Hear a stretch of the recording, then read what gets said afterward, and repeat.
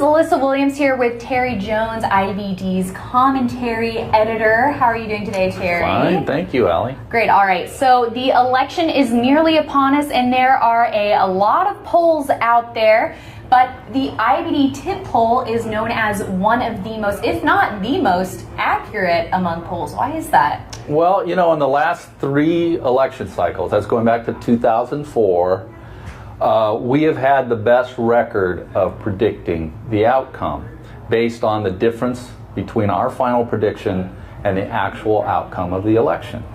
So, you know, in 2008, for instance, President Obama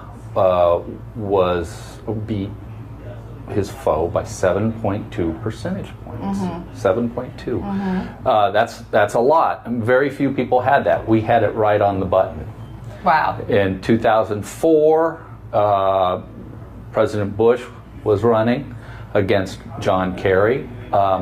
And there, a lot of people thought Kerry was going to win. There were polls that had him up by as many as 2 points going into the final vote.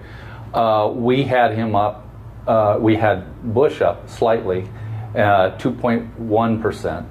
And the final tally was 2.5 percentage points. Okay. So we were off by 0.4 of a percentage point. And then in 2012, we had another outcome.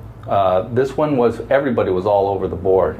But finally, we were a little over 2 percentage points, I think, away from hitting it right on the nail.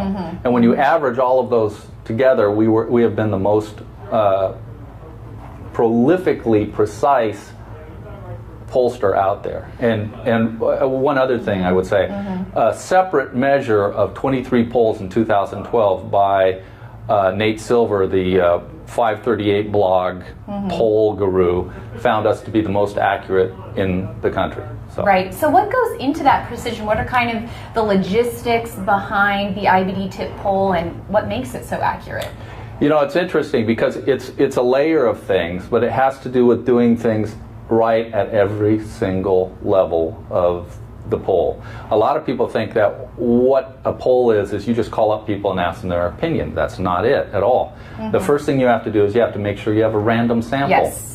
You have a random sample of people, and you have to make sure that that random sample truly represents the American people. You could have a random sample of people using regular telephones, and it wouldn't represent the American people. So we take samples from both people who use landlines, regular telephones, the old style telephone, and cell phones.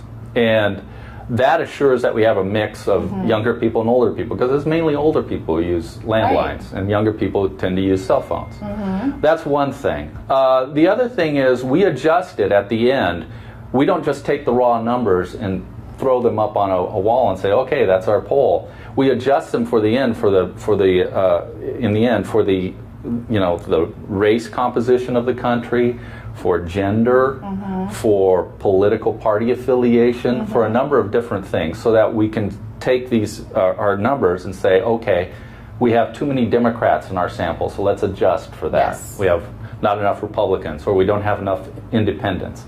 And that's the way we do it. And there's a bit of secret sauce in there that our pollster, Raghavan Mayur of Technometrica, who is a spectacular pollster, he's one of the best in the country, if not the best in the country.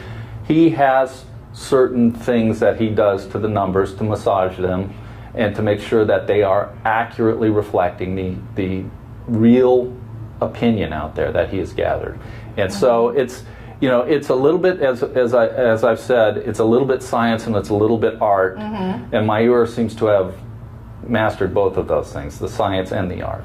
Definitely. So when is the first day that these numbers will come out? Next week, right? Yeah, next week, October 20th, we will start running our tracking poll. And what a tracking poll is every day you come out with a different poll. But it's a rolling average. It's a rolling average. You're going to be doing 6 days of polling, and then you average them, because the number of respondents you get in any one day might not be enough to have a statistically significant number of poll. Right. Which is what this is going for. That's exactly it. We want to have enough people so we can say this is a this is a reliable sample of people, and that the number will be significant when you see it. Definitely. So, headed into this election, what are some of those different factors, like, you know, race, religion, or other factors that are going to be key, do you think, for this race? The key one, I think, at least in terms from a pollster's standpoint, the key thing, I think, is always, you know, you look at the American population, and especially the voting population, and there are some people who, they say, okay, I'm a registered voter, and then there are other people who are very likely to vote. Right.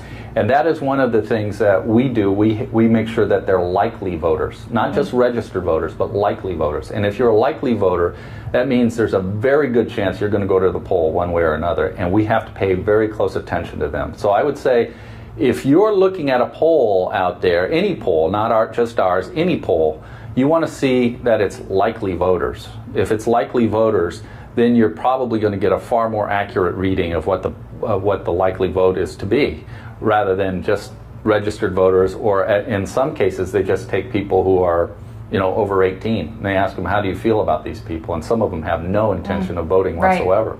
Right. Half the American population does not vote at all, so you know, you know, you can almost exclude them from the consideration because they're not going to vote. Right, exactly. Well, we know you're going to be keeping a close eye on this election from here on out. So for you to get all the details, make sure to check out investors.com/poll. We'll be coming out with more videos in the coming weeks to give you all the nitty-gritty details. Thanks so much, Terry. You're welcome. Thank you. Thanks for watching.